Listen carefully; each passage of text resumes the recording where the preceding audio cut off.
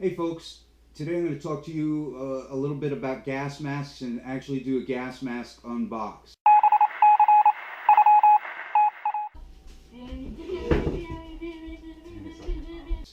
What I've got here is a Czech OM10 gas mask that was just delivered today and extra filters.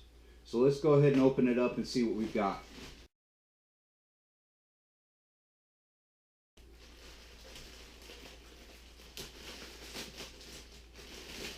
The OM10 gas mask is a Czech gas mask that's no longer in use by the Czech military.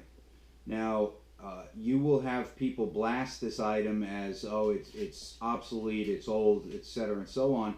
But for your uses as a prepper, it might be exactly what you need and within your budget, more important.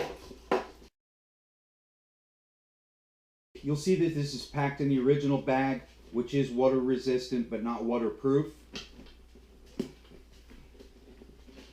On snapping it and pulling it out, you're going to find that the mask packed up separate from the filters. Extra filters with it. And the straps are folded with inside.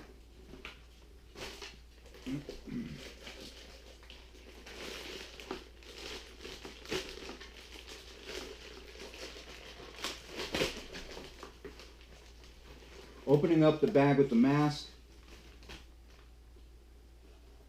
you're going to find packed inside the eye covers, the additional eye covers.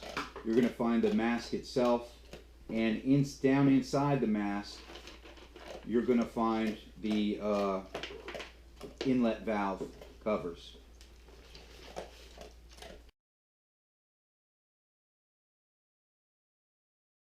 Taking a look at the mask, we're going to see the major parts of it. There's the body or face piece.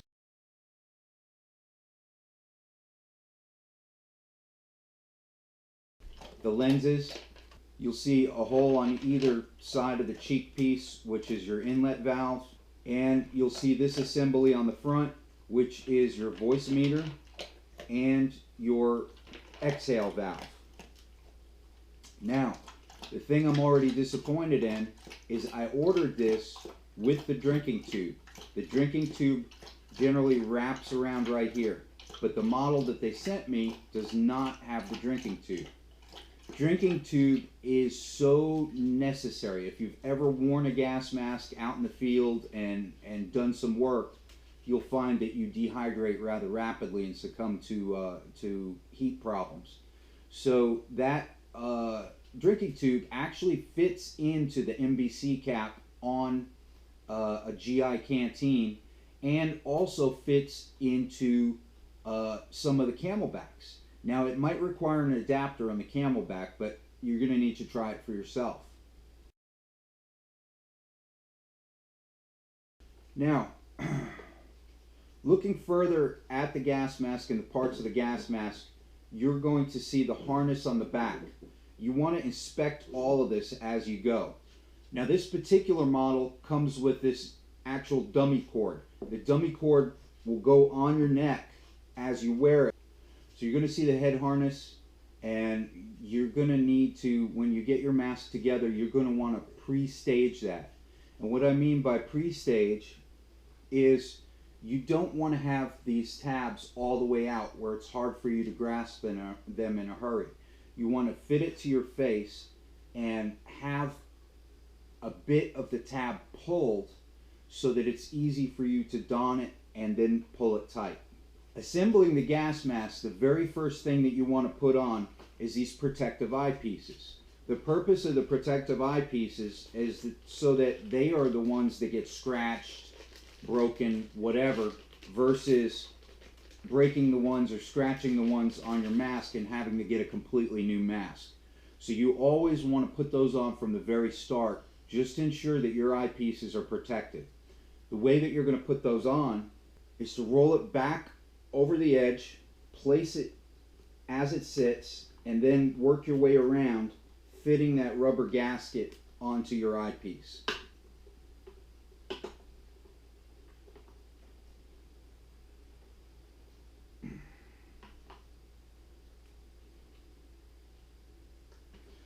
Okay, I've got the eyepieces on, and what that means is that while I'm fumbling around with it here on the dining table, that I'm not going to scratch up my lenses. All right, the next thing you want to look at is you want to look at getting your straps out of the way, putting them completely on the outside, and you want to start to inspect this gas mask as you go. When it's brand new, it shouldn't have any cracks or tears or anything like that. So you want to pay really close attention to the body of the mask and make sure that it doesn't have any cracks, signs of dry rot, or whatever. If you look inside, you're going to see basically a nose cone. The nose cone fits around your nose and mouth, and you'll breathe in and out through there. Flipping it to one side or the other will show you an interior filter. These small filters should be regularly inspected to make sure that they're pliable and rubbery. If they become dry or cracked, they need to be replaced. Now, looking outside the nose cone and into the cheek piece, you're going to see a small flap. If you lift that flap up, you'll see there's a pocket in there. The pocket corresponds with this part of the cheek piece and the hole that's meant for the inlet valve. This is where you're going to fit your filters through. Now, a quick note about the filters. The filters which are in the clear wrapper are for chemical agents only, such as riot control type agents. All right?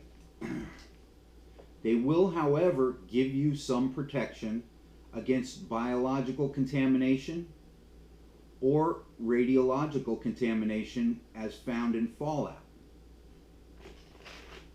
The extra filters, which are commonly marketed, are in a foil pouch. The foil pouch with the green writing, it's in Czech, so unless you understand Czech, you're not going to understand it. But the filters packed in the foil are the MBC filters. Now, some of you may or may not know about gas masks. Just a few items on this. A gas mask is good. A gas mask can protect you from a lot of things, but it's not a catch-all.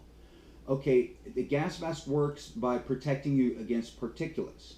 Particulates are found in a lot of chemical munitions, riot control type chemical munitions, as I said, fallout, actual biological hazards. These are small things which are going to get caught in the filter. That's how it works.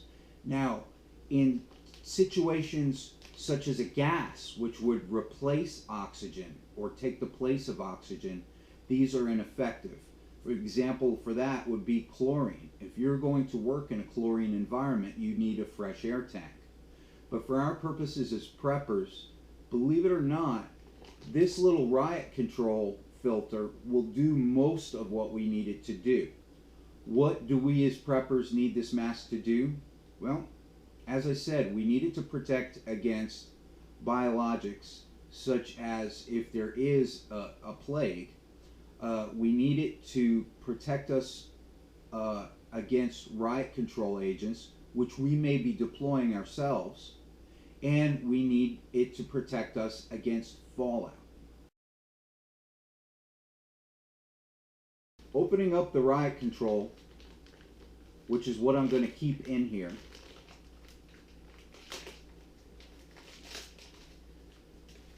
you want to take a good look at the filter.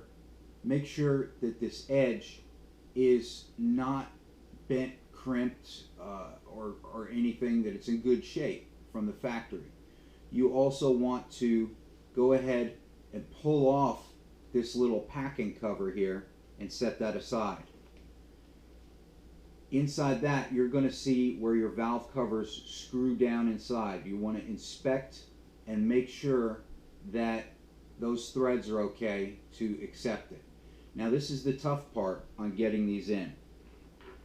You want to look at the way they fit. You know that this has got to be towards the outside to fit properly.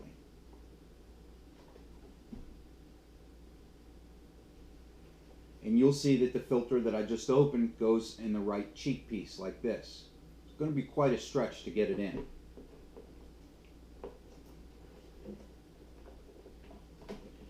If you open up the flaps inside, and you've got to, again, put it in the direction that it fits. And you're going to have to bend the mask 20 which ways to get it in there seated properly. Don't pull on the small rubber tabs, which are the buttons that we'll talk more about later. You want to pull on big portions of the mask that won't tear easily. If you get tears in this mask, it becomes useless for your purposes, because you're not going to be able to get a tight seal. Now once you work it down into its position, you've got to keep scooching at it so it seats correctly, and then you've got to work the grommet hole, or whatever you want to call it, up through the rubber fitting. When it's aligned, you can go ahead and pull out the small wrappers, which are your inlet valves. Again, you want to inspect these to make sure they were manufactured properly. Don't underrate the Czechs, though. The Czechs have a booming arms industry since the 1930s. Excellent quality control, even during the Iron Curtain days. And they really do produce good stuff. Inside there, you're going to find another little circular filter. And you want to make sure that that's also very pliable, rubbery. And then you want to, when you've lined up your filter with the hole, it does take some doing. You want to go ahead and screw this down onto it. Okay, it's taken me quite a bit of playing, but I've tightened it down. You do want to look and notice that there's some louvers on that, and you want to make sure they're pointing downwards, and that's just a matter of helping to keep it dry. Going back inside, pull up your flaps, and you're going to see that there are two buttons to close this flap. Now, these again are a bear to get closed. You basically ought to stretch the tiny pinhole around that button and snap it right on there.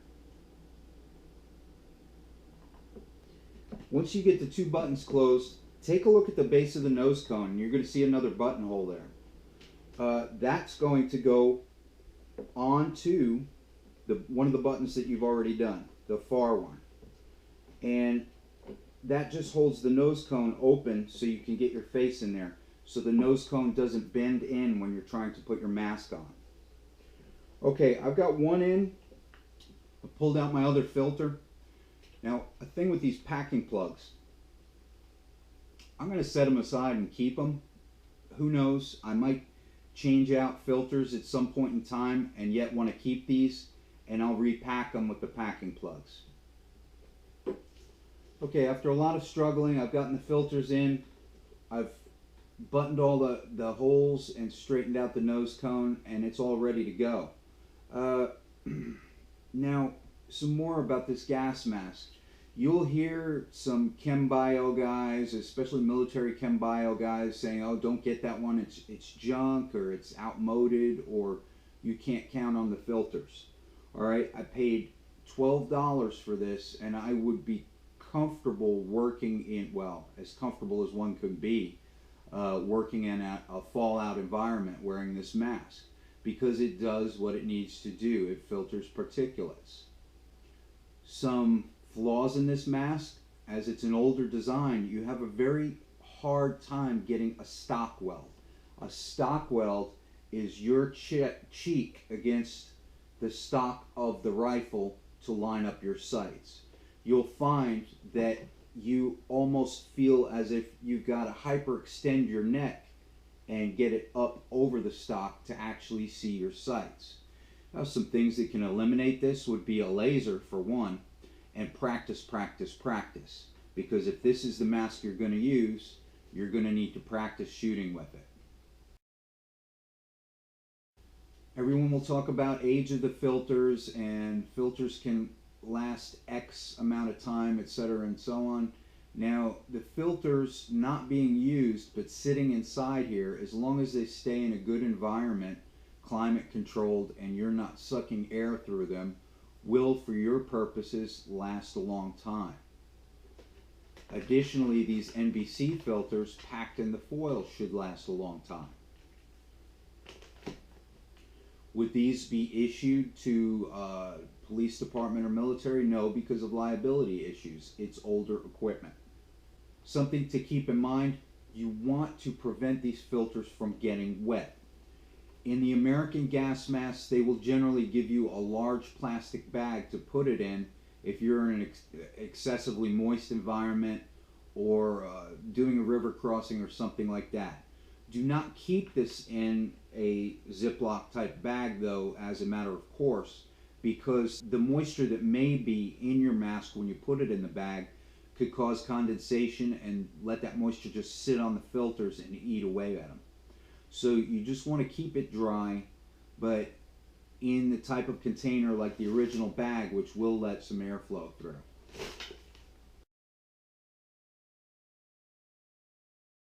So this is the down and dirty on the OM10 mask. Be glad to take your questions and comments. I'll go into this more later, into functionality, etc. But this will give you a good start.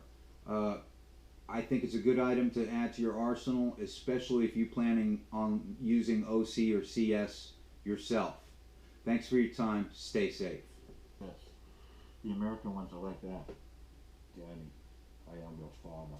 It's like a